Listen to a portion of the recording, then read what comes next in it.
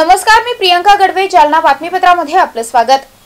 या बातमीपत्राचे प्रायोजक आहेत माय छोटा स्कूल, विद्यार्थ्यांसाठी जागतिक दर्जाचे शिक्षण, Abad education hub Jalna. Play group ते 5वी पर्यंत प्रवेश देणे सुरू आहे। संपर्क 9623493999 आणि 9730541111। आमचा पत्ता आबड कॉम्प्लेक्स, गांधी चमन, जुना Jalna. Sanjivani multi speciality hospital Jalna, आपल्या आरोग्याची संजीवनी। The skill to heal, the spirit to care. Kothari international dream school CBSE pattern, शैक्षणिक वर्ष 2024-25 साठी प्रवेश देणे सुरू आहे। संपर्क 9168605007 किंवा 9673236007। फोन नंबर 02482236007 आणि 02482236007। Kothari international dream school Jalna. आमचा पत्ता JES महाविद्यालयाजवळ, Deulgaon Raja road, Jalna. Varad electronics and furniture, AC, deep freezer आणि वॉटर कूलरचे माहेर घर। विविध वस्तूंवर तात्काळ कर्ज उपलब्ध। आमचा पत्ता plot number 58, Shivshakti green city, Mhasoba मंदिराच्या बाजूला, नीलम टॉकीज जवळ, स्टेशन रोड, जालना। संपर्क 9422725920 किंवा 9552774202। देवगिरी इंग्लिश हायस्कूल जालना, शैक्षणिक वर्ष 2024-25 साठी इयत्ता नर्सरी ते 10वी पर्यंत प्रवेश देणे सुरू आहे। गायत्री लॉन्सच्या पाठीमागे, अंबड चौफुली, जालना। आता सविस्तर बातम्या। आमदार कैलास गोरंट्याल महानगरपालिकेच्या अधिकाऱ्यांना हाताशी धरून सामाजिक कार्यकर्त्यांना त्रास देत असल्याची माहिती समोर आल्यानंतर अर्जुन खोतकर यांनी या गोष्टीचा विरोध केलाय। तर अर्जुन खोतकर यांच्या विरोधात आक्रमक भूमिका घेत आमदार कैलास गोरंट्याल यांनी अर्जुन खोतकर यांच्यावर देखील टीका केली आहे। पाहूयात। सुरू असून बंद, पैसे शासनाचे वाया चालले नाही, त्याच्यामध्ये काही टेक्निकली थोड्याफार अडचणी होत्या। मी मधल्या काळामध्ये आयुक्त महोदयांशी बोललो होतो। मध्ये माननीय CM साहेबांचा दौरा इथे लागलाही होता। त्या काळात तो रन करायचं ठरलंही होतं, पण तो आता तांत्रिक बाबी तातडीनं आयुक्तांनी दूर कराव्यात आणि तो प्रकल्प रन करावा, अशा माझ्या सूचना त्यांना राहतील। समाजसेवक रहीम म्हणाले की मुस्लिम समाजाला निधी दिल्याने स्थानिक आमदारांनी नाराज आहेत। समाजसेवक रहीमचे नाही, रहीम यांचं स्टेटमेंट मी ऐकलं किंवा आमच्या मतावरती निवडून येणारे नंतर आमच्याशी बेईमानी करतात, आमच्याशी गद्दारी करतात। अर्थात मूळ स्वभाव त्यांचा तोच आहे आणि तुमचेच लोक तुमच्यावरती आरोप करायला लागले। तुम्ही आता याचा विचार करा की काय कोणत्या दिशेने हे चाललेलं आहे।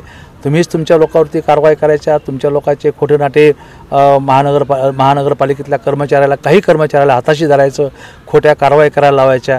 हे मी सांगत नाही, हे तुमचे रहीम हे नेते नगरपालिकेत हे सांगतात की तुम्ही ह्या खोट्या कारवाई या ठिकाणी आमच्यावर दबाव तयार करण्यासाठी। माझी ताकीद आहे कर्मचाऱ्यांना, जर अशा खोट्या दबावाला कोणी बळी पडत असेल तर आता गाठ आमच्याशी आहे।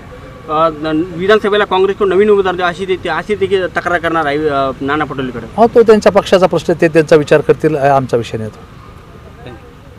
अर्जुन खोतकर काल म्हणालेले काय प्रतिक्रिया याच्यावर? हे बघा, ज्या लोकांनी माझ्या आरोप केले ते पॉलिटिकल आरोप आहे, म्हणून त्या लोकांना मी काही इम्पॉर्टंट देत नाही। पण हे माझी लोकप्रतिनिधी मला बोलले, स्वतःचा पडद्यात बघून घ्या काय झालं ते। अनिकेत आबड म्हणून त्याने पण त्याचा आरोप लावला की माझ्या प्रॉपर्टीवर तुमचा डोला आहे आणि जालना जनताला त्याने आवाहन केलं की याच्यासोबत कोणी व्यवहार करू नका, नाहीतर तुम्ही धोक्यात येईल। आणि याच्या अगोदर ते त्यांचे आबडचे वडील अभय आबड ते खोतकरचे एकदम क्लोज फ्रेंड होते आणि मित्राचा प्रॉपर्टीवर डोला ठेवण्याचं काम या लोकांनी केलेलं आहे। तसं मी नाही, अंकित आबड म्हणतो, अंकित आबड। हां, तुम्ही बघा काय म्हटलं ते। आणि या अगोदर ते रूपम वाईन्सवाले किशोर शेठ अग्रवाल जे पण खोतकरचे एकदम जवळचे मित्र होते, त्यांचंही शेतीवर असंच काही लोकांनी अतिक्रमण केलं। तर याचं काम होता माझी लोकप्रतिनिधी किशोर अग्रवालच्या फॅमिलीला सपोर्ट करा, उलटा त्यांना घाबरून ते प्रॉपर्टी विकायला लावली त्यांनी। आता ते सध्या तरी असेल ते राजस्थानी घेतलं असेल, पण भविष्यात ते स्वतः घेणार आहे ते। म्हणून हे म्हणजे त्याचे जे सोबत फिरणारे अभय आबड असेल तर किशोर अग्रवाल आहे, याला वारेवर सोडलं त्यांनी। अरे आमचा तर पॉलिटिकल विरोध आहे, याचं तर प्रॉपर्टीच आहे। प्रॉपर्टी घेण्याचं काम मी नाही म्हणतात. अंकित अंकित नाव आहे त्याच्यावर. त्यांनी व्हायरल केलं ना, याचे व्यवहार करू नका आणि हे माझे अंकल असून माझ्या प्रॉपर्टीवर यांचा डोळा आहे असं त्यांनी म्हटलेलं आहे. महापालिकेच्या अधिकाऱ्यांना हाताशी धरून खोटे कारवाई करायच्या असं ते म्हणतात अर्जुन खोतकर. कुठं झाला कारवाई? ते सय्यद रहीम बद्दल गुन्हा दाखल झाला, त्याच्यावर गुन्हा दाखल झाला. आणि जे इलिगल करेल ते काम सोडायचं का त्यांना? इलिगल जर होत असेल, अरे कमिशनर तुम्हीच बसविला ना, कॉर्पोरेशन तुम्हीच केलं. तुमचा ऐकणार अधिकारी का आमचा ऐकणार? आणि तुम्ही तर बापरे बाप मुख्यमंत्रीचे खास आहे, एवढं खास आहे तुम्ही. महापालिकेचे अधिकारी कुणाच्या दबावाला बळी पडत असेल तर त्याची गाठ आमच्याशी आहे असं म्हणता येते. गाठ म्हणजे ते हो माहीत आहे ना, 3 महिन्यात इलेक्शन माहीत पडेल त्याला गाठ फाट काय असतात. त्याचे मित्र स्वर्गीय अभय आबड यांचा मुलगा अंकित आबड त्याच्यावर आरोप करतो की आमच्या प्रॉपर्टीवर याचा डोला आहे, याने आम्हाला खोटं बोललं आहे, खोटं PR कार्ड तयार करतो आहे आमचे आणि आमची प्रॉपर्टी जप्त करणार आहे आणि याच्याशी कोणीही प्रॉपर्टीचा व्यवहार करू नये असं ते अंकित आबड म्हणतो. त्या किशोर अग्रवालच्या मुलांना जाऊन विचारा तुमची प्रॉपर्टी कुठे गेले, तेही सांगणार हा दाढीवाला बाबाने काय केलं. पीक विमा आणि शासकीय अनुदान आल्यानंतर राष्ट्रीयकृत बँका अनेक शेतकऱ्यांची खाते गोठवून ती रक्कम देत नसल्याचा प्रकार समोर आलाय. त्यामुळे आजच्या जिल्हा नियोजन समितीच्या बैठकीमध्ये या विषयावर व्यापक चर्चा झाली असून बँकांची मनमानी आम्ही चालू देणार नाही असा पवित्रा आता आमदार बबनराव लोणीकर यांनी घेतलाय. पाहुयात. बैठक झाली, त्या बैठकीत राडा देखील झाल्याचं माहिती मिळते. जालना जिल्हा विकासाच्या संदर्भातली सखोल अशी चर्चा आजच्या जिल्हा नियोजन विकास मंडळाच्या बैठकीमध्ये झालेली आहे. शेतकऱ्यांचं कर्ज वाटप आहे, पीक विमा आहे, शासनाचं अनुदान 2 वर्षापासून शासनाने पैसे दिले, मात्र यंत्रणेच्या गाव पातळीवरच्या काही गोष्टीमुळं शेतकऱ्यांना दुष्काळाचं अनुदान 2 वर्ष मिळालेलं नाही. ही संख्या जवळपास जिल्ह्यातली 18,000 शेतकऱ्यांचं अनुदान अडकलेलं आहे. शासनानं पैसा खूप दिलाय, अनुदान दिलंय, ते शेतकऱ्यांपर्यंत गेलंय, पण जे 18,000 शेतकरी आहेत त्यांना 2 वर्षापासून ते पैसे मिळत नाही आहेत. याच्यावर आम्ही खूप आक्रमकपणे ही सगळी बाजू मांडली आणि जिल्हाधिकाऱ्यांना टाईम बॉन्ड दिला की 15 दिवसात तुम्ही हे करा, कारण आम्हाला काही सांगू नका, हे झालं पाहिजे. हा विषय होता.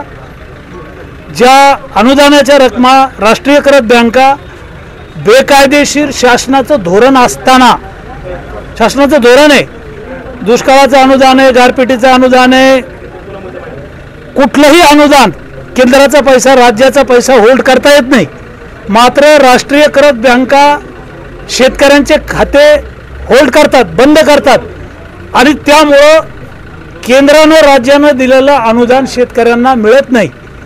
या संदर्भात जिल्हाधिकाऱ्यांनी तातडीनं विभागीय बँकेचे जे व्यवस्थापक आहेत त्यांना बोलवलं पाहिजे आणि विभागाच्या अधिकाऱ्याबरोबर चर्चा करून जी राष्ट्रीयकृत बँकेची मुजोरी आहे ती थांबवली पाहिजे. तुम्हाला रिझर्व्ह बँक सांगते, तुम्हाला केंद्र सरकार सांगतं, राज्य सरकार सांगतं शेतकऱ्याच्या अनुदानाचे पैसे कर्जात वळवायचे नाही, शेतकऱ्याच्या अनुदानाचे पैसे होल्ड करायचे नाही, केंद्राचं ऐकायचं नाही, रिझर्व्ह बँकेचं ऐकायचं नाही, कलेक्टरचं ऐकायचं नाही, ही मनमानी चालू देणार नाही. अशा प्रकारची भूमिका आम्ही कठोर शब्दात आज मांडली आणि कलेक्टरनं या 8 दिवसाच्या आत विभागीय व्यवस्थापकांची बैठक लावलेली आहे. लीड बँकेचे चेअरमन असतात जिल्ह्याला, बैठकीला गैरहजर राहतात, गांभीर्य नाही. शेतकऱ्यांच्या प्रश्नावरची 3 महिन्याला एकदा मीटिंग आहे आणि लीड बँकेचा जो चेअरमन असतो त्यांनी हे सगळे प्रकरणं सांभाळले पाहिजे, हाताळले पाहिजे. कर्ज मिळवून देणं, होल्ड केलेले खाते उघडणं हे लीड बँक आणि कलेक्टरची जबाबदारी आहे. ती नीट पार पाडली जात नाही, ही आम्ही भूमिका मांडलेली आहे. माननीय पंतप्रधान नरेंद्र मोदीजी यांनी या देशामध्ये आणि महाराष्ट्रामध्ये जी गावं आहेत महिना अंधारात राहतात, पोल सडलेले आहेत, पोल वाकलेले आहेत, तारा तुटलेल्या आहेत, 33 केवीच्या लाईन सगळ्या तुटलेल्या आहेत, सारखे फॉल्ट होतात आणि कॅपॅसिटर एका दिवसाला 500 जळतात. जालना जिल्ह्यातले आपण त्याला गट्टू म्हणतो.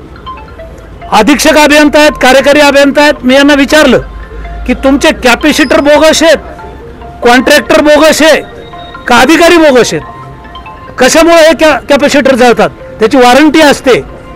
माननीय बावनकुळे साहेब मंत्री असताना मी पालकमंत्री होतो, 250 कोटी रुपये आणले, ते बसवलेत आणि ते कॅपॅसिटर जळालं की 8-8 दिवस लाईन बंद होते. माननीय मोदीजींनी महाराष्ट्राला खूप मोठा निधी मंजूर केलेला आहे, जालना जिल्ह्याला मंजूर केलेला आहे. 5 वर्षासाठी पंतप्रधान आणि माननीय देवेंद्रजी यांनी या जिल्ह्याला 20,000 कोटी रुपयाचा आराखडा मंजूर केलेला आहे. 20,000 कोटी, त्याच्यातले जवळपास 200 कोटी रुपये आपल्या जिल्ह्याला आलेत. पण हे काम गावातल्या ज्या काही गावाची लाईन आहे, शेतीची लाईन आहे, ही वेगळी करायची. जी जुनी लाईन आहे याचं पूर्ण मेंटेनन्स करण्याचं टेंडर झालंय, काम मंजूर झालंय, वर्क ऑर्डर झाली. ज्या एक्सप्रेस लाईन टाकायच्या आहेत 33 kV पासून गावापर्यंत, म्हणजे जसं बुलेट ट्रेन आहे तशा प्रकारची ही डायरेक्ट लाईट आहे आणि गावाला 24 तास वीज मिळाली पाहिजे. एका गावात आष्टीसारख्या गावात 10 ट्रान्सफॉर्मर आहेत. सर्कलचं गाव आहे, 5-5 ट्रान्सफॉर्मर आहेत, तांडे आहेत, वाड्या आहेत, वस्त्या आहेत. म्हणजे 5 वर्षात 20,000 कोटी रुपये जालना जिल्ह्यात खर्च करून 24 तास गावाला वीज. मात्र हे काम इन्फ्राकडे आहे. इन्फ्राचे जे काही एसी आहेत, ही जागा रिकामी आहे. वीज वितरणच्या मुख्य अभियंत्याकडे याचा चार्ज आहे. अधीक्षक अभियंता यांचं काम 0% आहे, उदासीनता आहे. कलेक्टरला जुमानत नाही, पालकमंत्र्याच्या मीटिंगला येत नाही. मी व्यक्तिगत यावेळेला पुढाकार घेतला, कलेक्टरला सूचना दिल्या की 5 वर्षात 20,000 कोटी रुपये खर्च करायचे. 200 कोटीचं टेंडर झालंय, जवळपास 300 कोटीचे टेंडर आहेत 2. डिव्हिजन 1ला 90 कोटी, 78 कोटी परतूर आणि मेंटेनन्स. जुने पोल वाकले, तारा तुटल्या, 33 kVची लाईन, तारा खराब झाल्यात, 70 वर्ष झाले त्याला.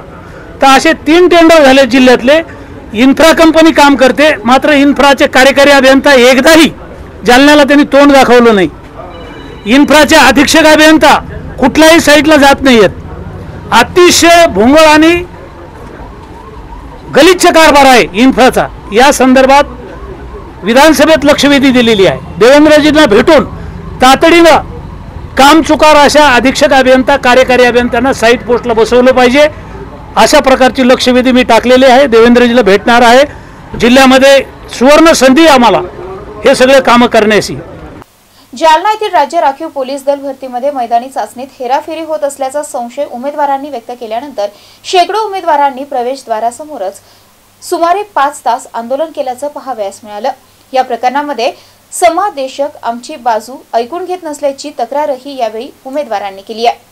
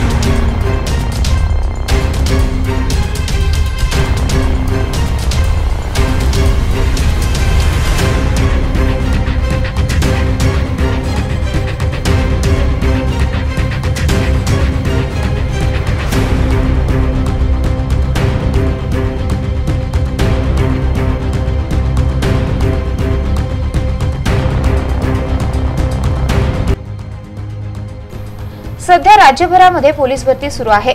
जालना येथील राज्य राखीव पोलीस दलातही भरती प्रक्रिया सुरू आहे. त्यामुळे राज्यभरातील अनेक जिल्ह्यातून उमेदवार भरतीसाठी जालना येथे दाखल झाले.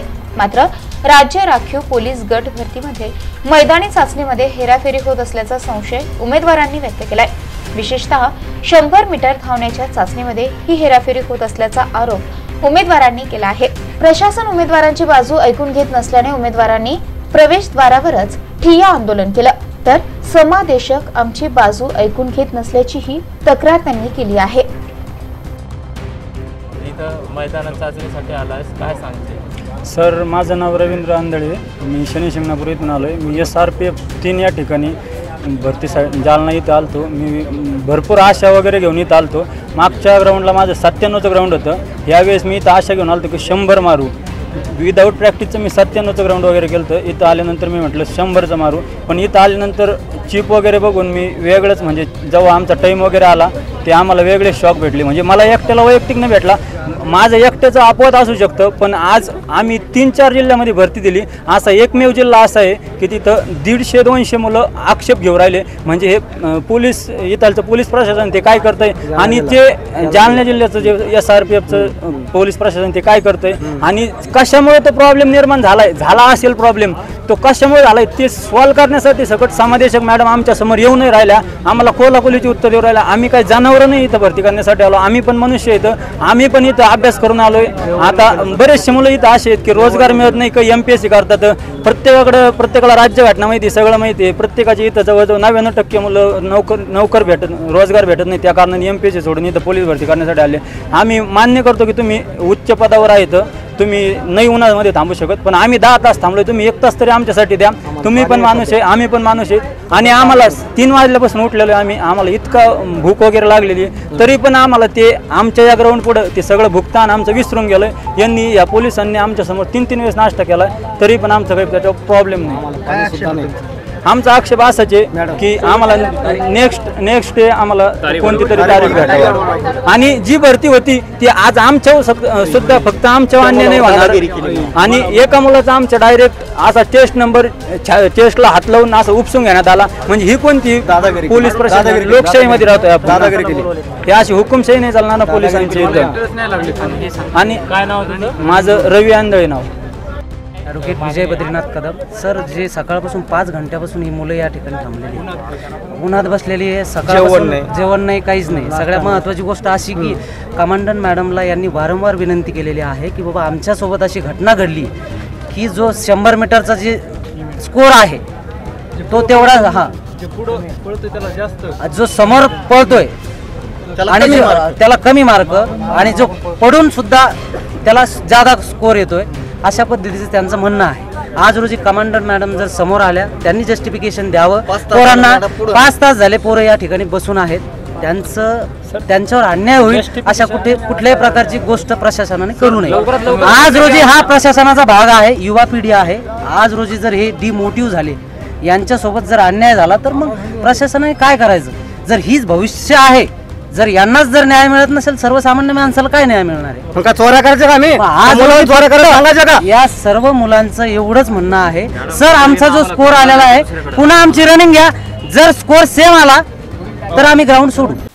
जिल्हा नियोजन समितीच्या बैठकीला 402 कोटी रुपयांच्या विकास कामांना मंजुरी देण्यात आल्याची माहिती पालकमंत्री अतुल सावे यांनी दिली आहे. या बैठकीला जिल्हाधिकारी डॉक्टर श्रीकृष्ण पांचाळ, मुख्य कार्यकारी अधिकारी वर्षा मीणा, आमदार बबनराव लोणीकर यांच्यासह लोकप्रतिनिधी आणि अधिकारी तसेच कर्मचारी देखील उपस्थित होते.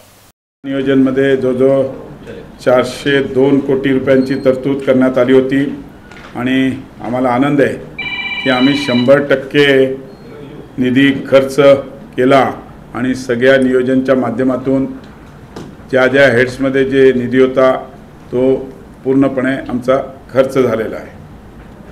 तसंच आता यावर्षी 2024-25 करता जिल्ह्याला जवळजवळ 469 कोटी निधी मंजूर मिळालेली असून आज त्याच्याबद्दल बैठक झाली.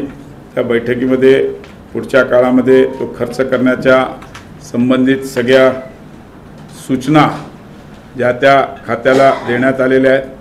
आणि असं आहे की लवकरच निवडणुका आहेत, त्यामुळे सगळ्या हे स्पीडमध्ये लवकरात लवकर प्रत्येक डिपार्टमेंटने आपले प्रस्ताव सादर करावे, जेणेकरून आम्हाला त्याला मंजुरी देऊन लवकरात लवकर कलेक्टर मॅडम साहेब असतील, CO मॅडम असतील यांच्या माध्यमातून त्या लवकरात लवकर खर्च करणार. आज 24-25 करता पीक कर्ज वाटपचं टार्गेट 1820 कोटी आहे आणि आम्ही आता इन्स्ट्रक्शन दिले आहेत की 100% ते पण वाटप झालं पाहिजे पीक कर्ज. आणि खरीप हंगामासाठी 368 कोटी वाटप झालेले असून त्याप्रमाणे जवळजवळ 28.19% आहे. सन 24-25च्या पीक कर्ज पुरवठा होईल असं त्याकरता LDMला पण आम्ही सांगितलं आहे. सगळ्या बँकेंना इन्स्ट्रक्शन दिल्या पाहिजेत आणि 100% त्याच्यामध्ये पण वाटप झाला पाहिजे याकरता सगळे केले. जालना जिल्ह्यातील अतिवृष्टीसाठी पण जे काही नुकसान भरपाई आहे त्याकरता जवळजवळ 1084 कोटी एवढी रक्कम मंजूर करण्यात आलेली आहे. त्यापैकी 992 कोटी शेतकऱ्यांच्या खात्यात जमा झालेली आहे. काही जी उरलेली आहे त्याच्याबद्दल बऱ्याच आमदारांनी शंका व्यक्त केली. त्याच्यात काय KYC डॉक्युमेंटचा काही विषय आम्ही आता अशा इन्स्ट्रक्शन दिलेल्या आहेत की शासनाने निर्णय घेतलेला आहे की कोणाचेही जे अनुदान येते ते डायरेक्ट त्याला वितरित केलं पाहिजे. बाकीचे विषय त्याचे जे असतील ते वेगळे सेपरेटली त्याला आणि ह्याला क्लब करू नये त्या पद्धतीने आपण सगळ्या इन्स्ट्रक्शन दिलेले आहेत. बाकी असं आम्ही आज काही जलजीवन मिशनच्या याच्यावर आज CO मॅडमना ताबडतोब इन्स्पेक्शन करून काही ठिकाणी काही आमदारांच्या कंप्लेंट होत्या की त्या योजना इनकम्प्लीट सोडत आहेत, तर त्या इनकम्प्लीट जे कॉन्ट्रॅक्टर करत असतील तर त्यांच्यावर कारवाई केली पाहिजे असं आम्ही त्यांना सांगितलेलं आहे. दुसरा विषय असा आहे की आज खत असेल बियाणं असेल याच्यामध्ये जर कुठे बोगस काही होत असेल तर आम्ही कृषी अधिकाऱ्याला सांगितलं आहे की त्याच्यात लक्ष घालून ताबडतोब कारवाई केली पाहिजे आणि सक्त कारवाई केली पाहिजे जेणेकरून कुठल्याही प्रकारचे शेतकऱ्यांना त्रास झाला नाही पाहिजे खतासाठी आणि बियाणासाठी. दुसरं आम्ही जिल्ह्यामध्ये साठी युनिव्हर्सल शॅम्पू जनरल इन्शुरन्स या कंपनीला काम दिलेलं आहे आणि मागील वर्षी त्याने 10 लाख शेतकऱ्यांचा फायदा त्याच्यामुळे झाला होता. तसंच यावर्षी त्यांचा इन्शुरन्स याच्याकरता केलेलं आहे. कंटिन्युअस पॉवर फेल्युअर होतो वीज ग्रामीण भागामध्ये पण आणि शहरी भागामध्ये, तर त्यावरती पण सगळ्या अधिकाऱ्यांना आम्ही सांगितलेलं आहे की जर आपण याच्यामध्ये लक्ष घातलं नाही तर आपल्यावर कडक कारवाई केली जाईल. कारण की मेंटेनन्सचं काम हे पावसाळ्याच्या अगोदर व्हायला पाहिजे होतं, त्यांनी केलं नाही. पण त्यांनी आता लक्ष घालून ते ताबडतोब केलं पाहिजे आणि कुठल्याही प्रकारचा पॉवर फेल्युअर होऊ नये अशा सगळ्या इन्स्ट्रक्शन आम्ही दिलेले आहेत. आणि आजच्या DPDCच्या माध्यमातून येणाऱ्या या ज्या आता आमच्या याच्यात 3-4 महिने आहेत त्या 3-4 महिन्यात DPDCच्या माध्यमातून जे काही विकास कामं आम्हाला करता येतील शहरी भागात असतील ग्रामीण भागात असेल त्याच्याकरता 100% निधी आम्ही हा खर्च करू एवढं या ठिकाणी आपल्याला सांगतो. धन्यवाद. जालना येथील मोडकळीस आलेल्या जुन्या शासकीय विश्रामगृहाच्या जागेवर सांस्कृतिक सभागृह उभारण्याची मागणी करण्यात आली आहे. राष्ट्रवादी पक्षाचे जिल्हा उपाध्यक्ष अण्णासाहेब चित्तेकर यांनी पालकमंत्री अतुल सावे यांच्याकडे एका निवेदनाद्वारे ही मागणी केली आहे. हे सांगा की आपण पालकमंत्र्यांची भेट घेतली आणि आपण काही निवेदन सादर केलं, काय भूमिका होती आपल्या या निवेदनाच्या मागची? आज माननीय पालकमंत्री माननीय अतुलजी साहेब यांच्या अध्यक्षतेखाली जिल्हा नियोजन समितीची बैठक झाली आणि या बैठकीमध्ये जिल्हा नियोजन समितीचा निमंत्रित सदस्य म्हणून आम्ही पालकमंत्री महोदयाकडे एक मागणी केली आहे किंवा जे जालना शहरामध्ये जे सांस्कृतिक कार्यक्रम चालतात त्यांना कुठल्याही प्रकारचं सभागृह राहिलेलं नाही. फुलंब्री नाट्यगृह असेल, डॉक्टर बाबासाहेब आंबेडकर सभागृह असेल याची सुद्धा कॅपॅसिटी कमी असल्यामुळं काही कार्यक्रम उघड्यावर घ्यावे लागतात. तर आम्ही पालकमंत्री महोदयांना एक मागणी केली की मोतीबागला एक जुनं गेस्ट हाऊस आहे ते मोडकळीस आलेलं आहे, तिथं एक संविधान सभागृह तयार करून तिथं एक सांस्कृतिक कार्यक्रमासाठी एक मोठं सभागृह तयार करावं. दुसरी आमची प्रामुख्याने मागणी अशी आहे की जालना शहरामध्ये स्लम भागामध्ये आजही पाणी पुरवठा होत नाही. याचं कारण गेल्या 5 वर्षामध्ये सरकारने खूप मोठा निधी दिलेला असूनसुद्धा स्लम एरियामध्ये पाणी पुरवठा होत नाही. यासाठी नागरिकांना आंदोलन करावं लागतात. त्याचबरोबर नालंदा बुद्धविहार असन हे अतिशय चांगलं पर्यटन स्थळ आहे. दररोज तिथं शेकडो लोक येतात, परंतु तिथं सुविधा नसल्यामुळं पाण्याची सुविधा नाही, आणखी नागरी सुविधा नाही, तर आम्ही पालकमंत्री महोदयांना या माध्यमातून सुद्धा एक मागणी केलेली आहे की तिथं सुविधा देण्यात याव्यात. स्त्री भ्रूण हत्येचा प्रश्न असेल, अनेक जिल्ह्यामध्ये अनेक ठिकाणी गर्भपाताचा जो खेळ चालू आहे तो सुद्धा मंत्री महोदयांनी थांबवावा अशी सुद्धा आम्ही एक मागणी केलेली आहे. या माध्यमातून आमची मागणी पूर्ण करतील अशी आम्हाला आशा आहे. यासोबत आमचे राष्ट्रवादीचे दुसरे DPTC मेंबर मिर्झा अनवर बेग सुद्धा आमच्यासोबत होते. आणि हे बातमीपत्र इथे संपलं. पुन्हा भेटूयात पुढील बातमीपत्रात. तोपर्यंत पाहत राहा MCN न्यूज. नमस्कार. Kothari international dream school CBSE pattern शैक्षणिक वर्ष 2024-25 साठी प्रवेश देणे सुरू आहे. शैक्षणिक वर्षासाठी इयत्ता 1ली ते 9वी करिता प्रवेश देणे सुरू आहे. आमचे वैशिष्ट्य जालना शहरातील पहिली हायटेक वायफाय कॅम्पस असलेली इंग्लिश शाळा, डिजिटल क्लासरूम आणि iPad सुविधा उपलब्ध, वातानुकूलित क्लासरूम, बस सुविधा देखील उपलब्ध, क्षेत्र भेट आणि गेस्ट लेक्चर, विद्यार्थ्यांचा सर्वांगीण विकास, NCERTच्या धर्तीवर CBSE पॅटर्नची सुविधा उपलब्ध, अनुभवी शिक्षक वृंद, प्रशस्त क्लासरूम आणि प्रशस्त मैदान, रोबोटिक्स आणि कोडिंग यासह अनेक सुविधा विद्यार्थ्यांसाठी उपलब्ध. आपल्या मुलाच्या उज्ज्वल भविष्यासाठी एकदा अवश्य भेट द्या.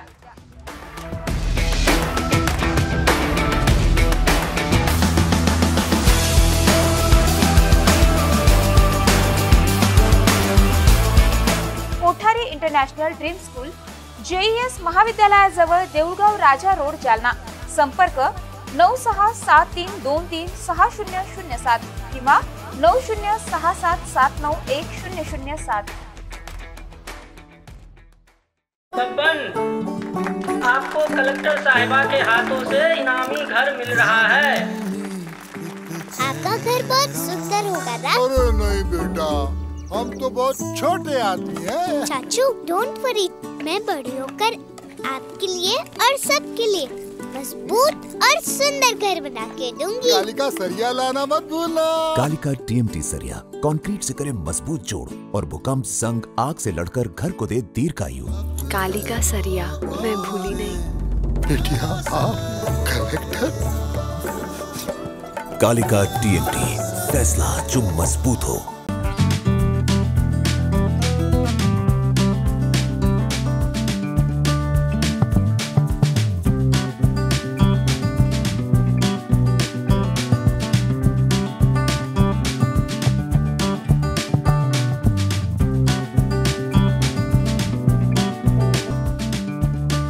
माय छोटा स्कूल, विद्यार्थ्यांसाठी जागतिक दर्जाचे शिक्षण, आबड एज्युकेशन हब, जालना.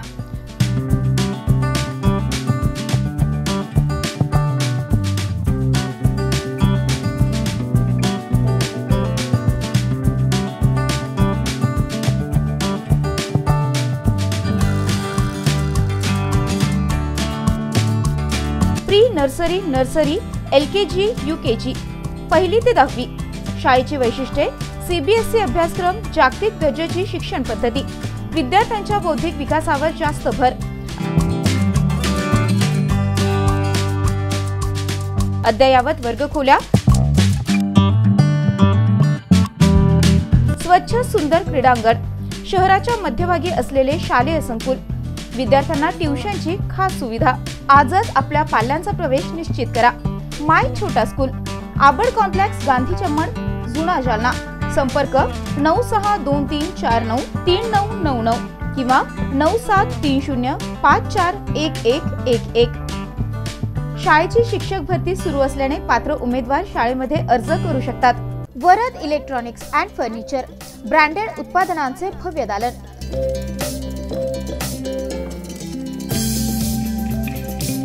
आमच्याकडे AC, fridge, LED, washing machine, deep fridge,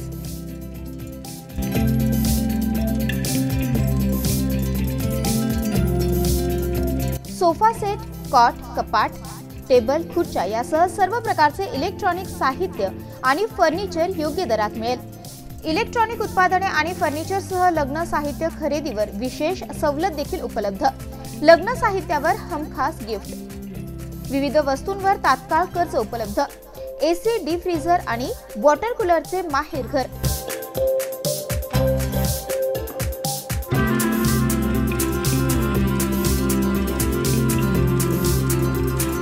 आमचा पत्ता plot number 58 Shivshakti green city Mhasoba मंदिराच्या बाजूला नीलम टॉकीज जवळ स्टेशन रोड जालना. संपर्क 9422725920 किंवा 9552774202.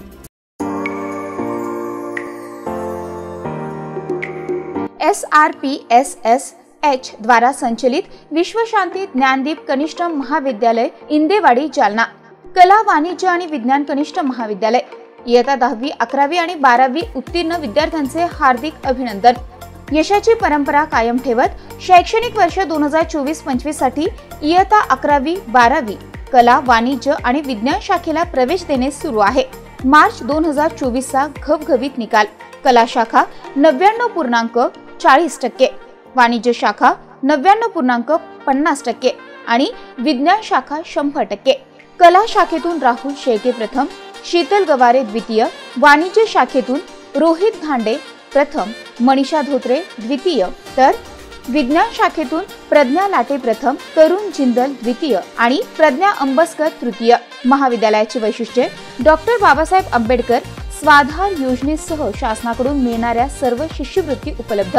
जालना शहरालगत कनिष्ठ महाविद्यालय. नाममात्र फीसमध्ये प्रवेश. अभ्यासक्रम पूर्ण करण्यावर भर. विद्यार्थ्यांवर वैयक्तिक लक्ष. परीक्षेचे योग्य मार्गदर्शन आणि तयारी. संगीतशास्त्र, ग्रंथालयशास्त्र, संरक्षणशास्त्र, crop science, electronics, IT, math यासारखे सोपे आणि व्यवसायाच्या दृष्टीने महत्त्वाचे आणि आधुनिक महत्त्व असणारे विषय. विज्ञान शाखा, जनरल सायन्ससह क्रॉप सायन्स, इलेक्ट्रॉनिक्स, कला शाखा, वाणिज्य शाखा, मॅथ, IT प्रवेश देणे सुरू आहे. प्रवेशासाठी आजच संपर्क करा. संस्थापक सचिव प्राध्यापक AS कायंदे, बापू. प्राचार्य गणेश आघाव. Mobile number 8275232031. आमचा पत्ता विश्वशांती ज्ञानदीप कनिष्ठ महाविद्यालय जालना, अंबड रोड, सॅटेलाइट समोर, इंदेवाडी जालना. संपर्क 9021888816.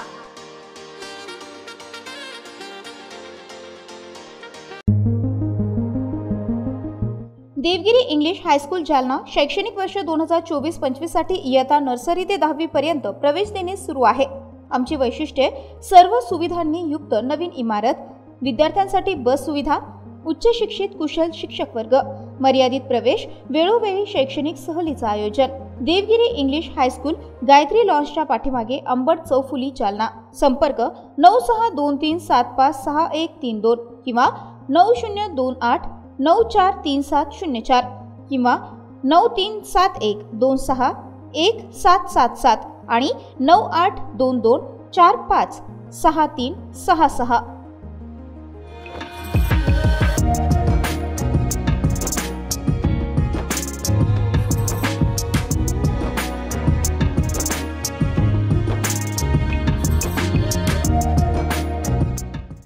मत्स्यधरी शिक्षण संस्था संचलित अंकुशराव टोपे महाविद्यालय जालना. कनिष्ठ आणि वरिष्ठ महाविद्यालयामध्ये प्रवेश देणे सुरू आहे. महाविद्यालयास बँगलोर येथील नॅक मार्फत पूर्ण मूल्यांकनात 3ऱ्या सायकलमध्ये अ दर्जा प्राप्त करणारे जालना जिल्ह्यातील एकमेव महाविद्यालय. तसेच डॉक्टर बाबासाहेब आंबेडकर मराठवाडा विद्यापीठाच्या शैक्षणिक अंकेक्षणामध्ये अ दर्जा प्राप्त केला असून ISO 2009-2015 प्रमाणित निसर्गरम्य वातावरणातील महाविद्यालयात आपला प्रवेश आजच निश्चित करा. कनिष्ठ महाविद्यालयामध्ये कला, वाणिज्य, विज्ञान आणि HSC व्होकेशनल साठी 11वी आणि 12वी वर्गामध्ये प्रवेश देणे सुरू आहे. विज्ञान शाखेसाठी क्रॉप सायन्स आणि इलेक्ट्रॉनिक्स विषयांची विशेष उपलब्धता. 11वी आणि 12वी साठी व्यवसायाभिमुख courses, accounting, financial and office management, marketing and retail management, logistic, material management यासाठी प्रवेश देणे सुरू आहे. वरिष्ठ महाविद्यालयामध्ये BA, BCom, BSc आणि BCA वर्गामध्ये नवीन शैक्षणिक धोरणानुसार प्रवेश देणे सुरू आहे. BA प्रथम वर्षामध्ये प्रवेशासाठी उपलब्ध विषय: मराठी, हिंदी, इंग्रजी, उर्दू, भूगोल, मानसशास्त्र, इतिहास, समाजशास्त्र, राज्यशास्त्र, लोकप्रशासन आणि अर्थशास्त्र विषयांची उपलब्धता. पदव्युत्तर विभाग MA साठी उपलब्ध विषय: मराठी, हिंदी, इंग्रजी, इतिहास, भूगोल, मानसशास्त्र, अर्थशास्त्र, समाजशास्त्र, राज्यशास्त्र आणि लोकप्रशासन. BCom, BSc संगणकशास्त्र प्रवेश देणे सुरू आहे. PhD साठी उपलब्ध संशोधन केंद्र, संशोधन विषय इंग्रजी, भूगोल, मानसशास्त्र, इतिहास, समाजशास्त्र, मराठी, हिंदी, वाणिज्य, लोकप्रशासन आणि अर्थशास्त्र. विद्यार्थ्यांच्या व्यक्तिमत्व विकासासाठी महाविद्यालयामार्फत विशेष प्रयत्न. क्रीडापटूंसाठी भव्य क्रीडा सुविधा. संगणकीकृत ग्रंथालय. मुलींसाठी स्वतंत्र वसतिगृहाची व्यवस्था. आजच आपला प्रवेश निश्चित करा. आमचा पत्ता मोतीबाग रेल्वे ओव्हरब्रिज जवळ, जुना जालना. प्रवेशासाठी संपर्क उपप्राचार्य doctor Sanjay Patil. Mobile number 8275515692. उपप्राचार्य प्राध्यापक रमेश भुतेकर. Mobile number 9404694748. प्राचार्य doctor Milind Pandit. Mobile number 8975862870. Ankushrao Tope महाविद्यालय जालना. प्रवेशासाठी आजच संपर्क करा.